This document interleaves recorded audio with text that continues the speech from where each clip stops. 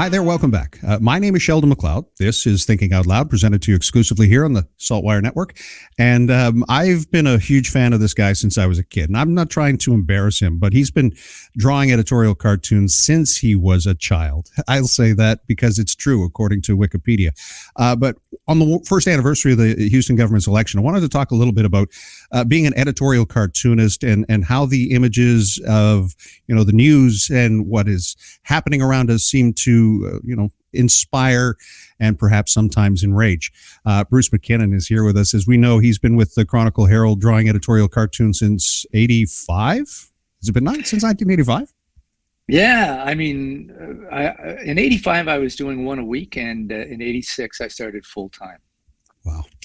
I got to say, the first anniversary, some politicians lend themselves, I think, to perhaps, being better or easier to represent. Just kind of curious, your thoughts when Tim Houston was elected. You obviously had seen him as an opposition leader. How did that come? How did that feel for you, knowing that he had won and that he'd given you a target? Is that fair to say? Oh, they all give me a target, and yeah, it's certainly fair to say. For my first thought is, how easy or difficult is it going to be to draw? And actually, I like drawing Tim Houston. He might not be happy to hear that, but I certainly do.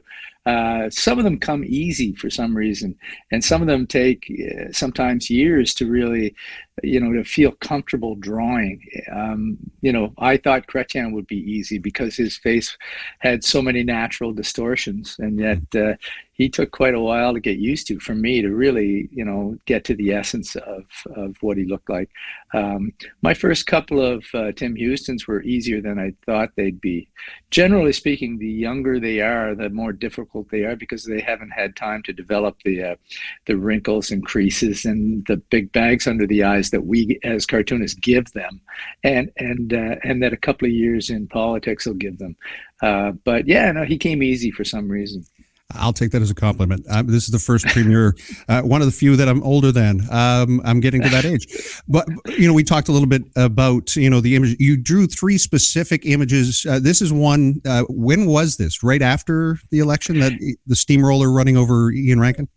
Yeah, that's the reason I included that one. I didn't really have a good angle on Houston's face in this case. It was an overhead on the steamroller, and I had to draw it kind of quickly.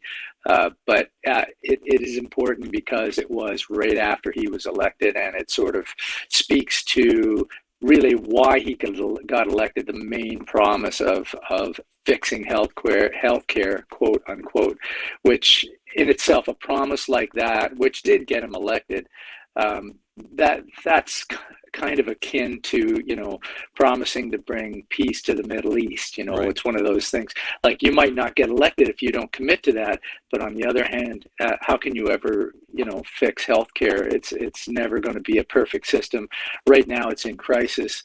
So to say it was a challenge to actually, commit to doing that, is an understatement. So as we move through the premier's first year in office, as you say, healthcare, that's a huge issue. And it's been a theme in some of your images, including the one with the huge queue into the healthcare building here.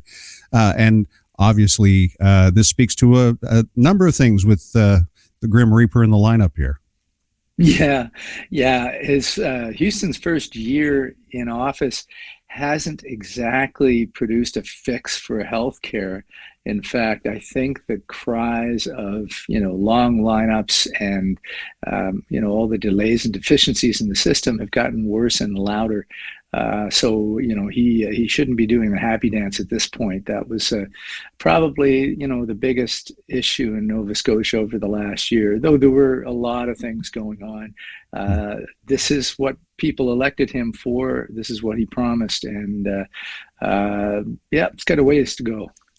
I thought this one was interesting as well. And obviously, this is a bit cheeky, and I'm saying that in a literal term. Tell me a little bit what was going through your mind when you thought, okay, this is the way this image has to go.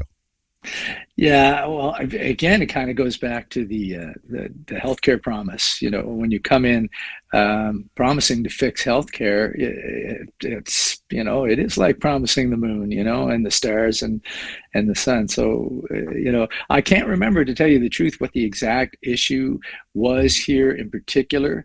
It was in the throne speech, and that was a good half a year ago. Right. But to me, again, it all goes back to a huge promise to fix healthcare. Mm-hmm. So, yeah. It's an image for those of you who are listening of Premier Tim Houston mooning someone, holding a copy of the throne speech and saying, well, I did promise the moon. And I actually had written those words myself yesterday, that, he did promise the sun, the stars, and the moon. So it kind of felt... I must have seen that image. It was there subliminally. Do you ever hear back from the subjects of your work? Like, do you get feedback from them? You rarely hear directly from a given politician. They sign up for politics. They've got to have a thick skin. You often hear from their supporters, certainly. That would be the most, sort of feedback you would get. You hear sometimes from their staff. Sometimes they call and they want to buy a print, or the original cartoon. But rarely do you hear from the politicians themselves. They kind of sign up to take the criticism and the praise all, from all angles. And yeah, but that's part of the job. I mentioned that because the Premier's 1 year anniversary, and there's a video that he released on Twitter. I don't know if you've seen that yet, but there were some comments made sort of pointing to the media and saying, no matter what they say about us, where your job is to speak truth to power. And I don't know that it's fair comment, or maybe it is fair comment to say, well, don't listen to the media. I don't know. What do you think about that? Well, everyone's entitled to their opinion. Obviously, once you're in power, I didn't hear them saying that too much when they weren't in power, when we were criticizing the liberals. So once you're in power, yeah, you've got a target on your back. So of course, don't listen to the media. That's the way every government feels. Now they're the target.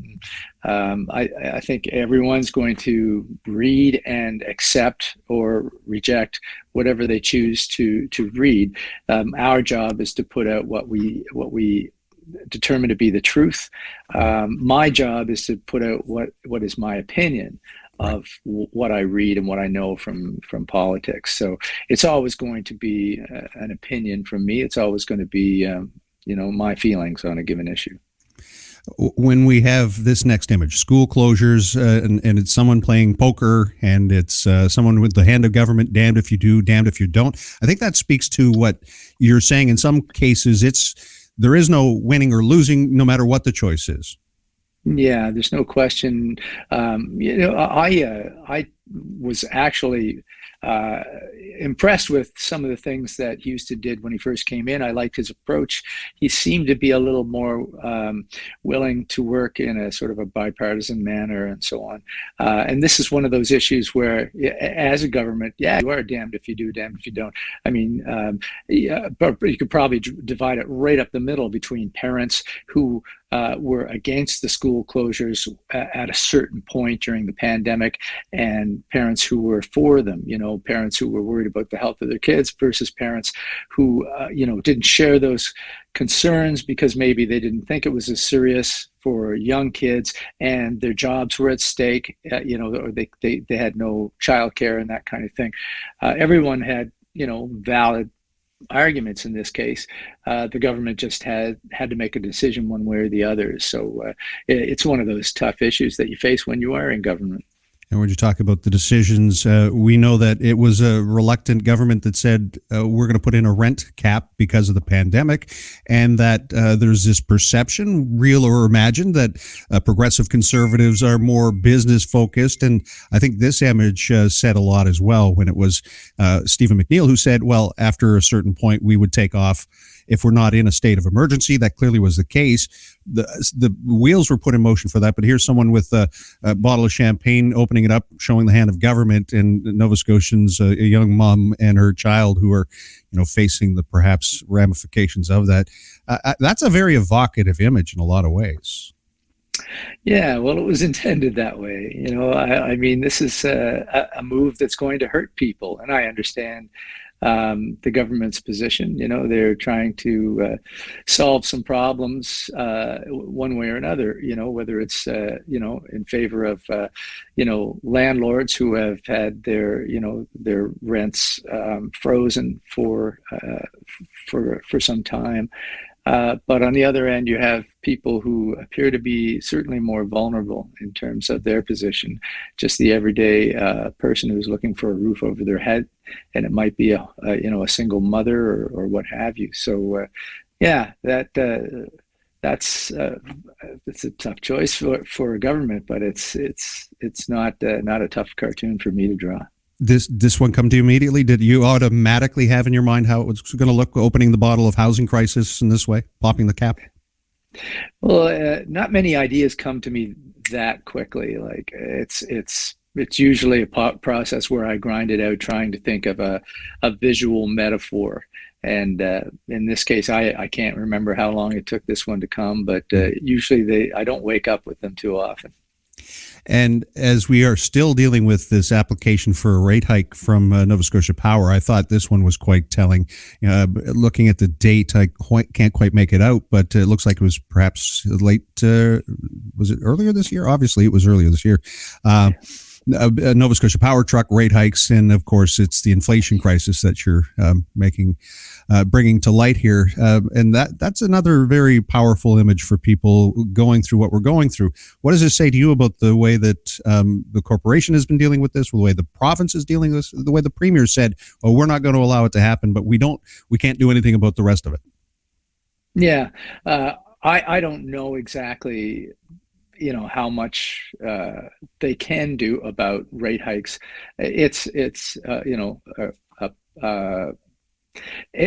There's an obvious victim here again. Right now we've come through a pandemic and everybody's suffering. Suddenly we have massive inflation and gas prices and so on. The government has certain things that they can do, or they may end up standing by and letting NSP raise these prices. NSP will say they feel bad about it, but we have to do this because we're facing price hikes as well. But the real victims are the people under the truck. This is early in the day we're talking, and I know you get busy quite late in the afternoon getting ready for the cartoon for publication. And, I'm really grateful for the work that you do. And is there an easy way to sum up, what life is like as Bruce MacKinnon when it comes to politics and the people involved, and, how it is that you come up with the opinions that you share? Well, it's not an easy way to sum it up, I guess. It's a very intangible thing, coming up with ideas. And sometimes they do come very quickly, but it's a process. It's more like sculpting out something from a piece of stone. You have an issue when you wake up in the morning. Maybe you decide that this is going to be your story for the day. It's what most people are talking about, and you might have an inkling of something that's a start of an idea, but it's not enough, and you sort of chip away at that stone until you get something that will have some impact. When people look at it, it grabs them right away, and it's how that's done every day in my head. I don't know what's going on. I just do it. Well, I see that Pierre Poilievre is coming to Halifax this weekend. I don't know if you caught that, and I'm sure that there are ideas already percolating. Yes, well, I'm sure he'll make some waves, and I'll be there to surf on them if he does.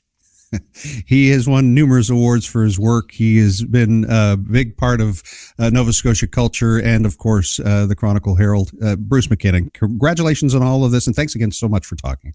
Thank you, Sheldon. Good talking to you.